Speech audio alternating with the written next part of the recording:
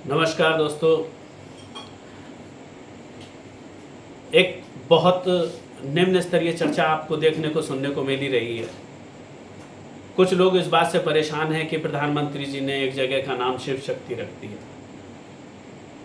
ये नाम अपने आप में एक स्वस्फूर्त, एक आस्था, एक भावना, एक निष्ठा, एक पूजा के, एक वंदनीयता के क्रम में उन्होंने अगर ये नाम रख दिया तो कुछ लोगों को इतनी दिक्कत क्यों हो रही है?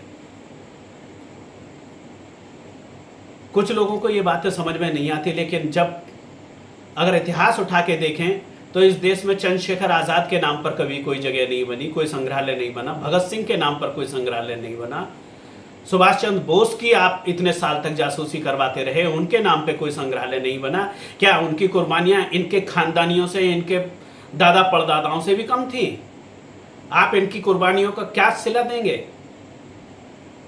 अरे उन्होंने अपनी 64 दिन की भूख हड़ताल, भगत सिंह की इस देश के ऊपर कर्ज है। चंद्रशेखर आजाद जी की कुर्बानी, उनकी मां को आप इतनी जगह नहीं दे पाए आजाद हिंदुस्तान में कि उनकी मां की मूर्ति लगाई जा सके, और आज दिक्कत हो रही है कि उस स्थान का नाम शिव शक्ति क्यों रख दिया। भोले बाबा के नाम पर है, सावन का महीना चल रहा है, उन्हीं के नाम पर इसका नामकरण होना चाहिए था। किया है तो बिल्कुल ठीक किया। और दोस्तों, कहीं भाई तेज नारायण जी कहते हैं कि मंच जब से अर्थदायक हो गए तोतले भी गीत गायक हो गए।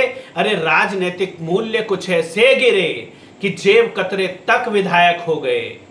जो लोग आज देश को जेब में रखकर चलते हैं, इन लोगों को जो सोने का चम्मच लेके मुंह में पैदा हुए, जिन्हें इस देश को सिर्फ और सिर्फ लूटने में आनंद आता है, इन लोगों को इस देश में कोई जगह नहीं मिलनी चाहिए थी।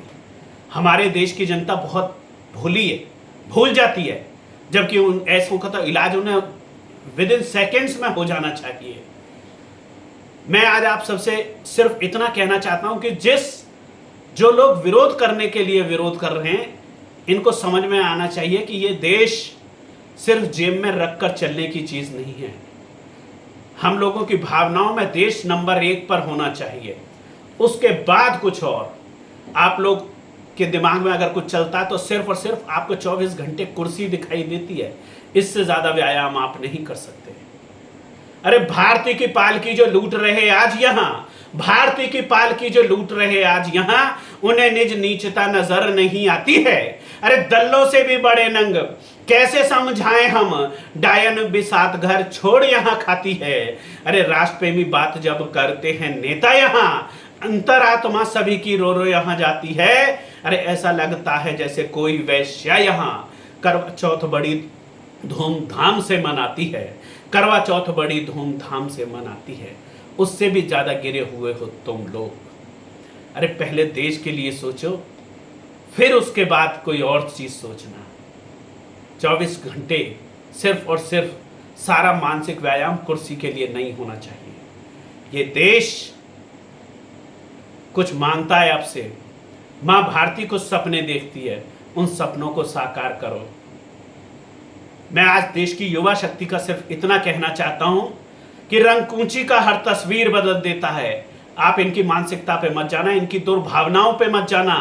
सिर्फ एकनिष्ठ होकर, राष्ट्रनिष्ठ होकर कोई फैसला करना। रंगकूंची का हर तस्वीर बदल देता है। किसी ने कहा रंगकूंची का हर तस्वीर बदल देता है, दर्द हल्का सा एक नजीर बदल देता है। अरे कौन कहता है आदमी को किस्मत का गुलाम, बंदा तो वो है जो तकदीर बदल देता है। जय हिंद, जय भारत,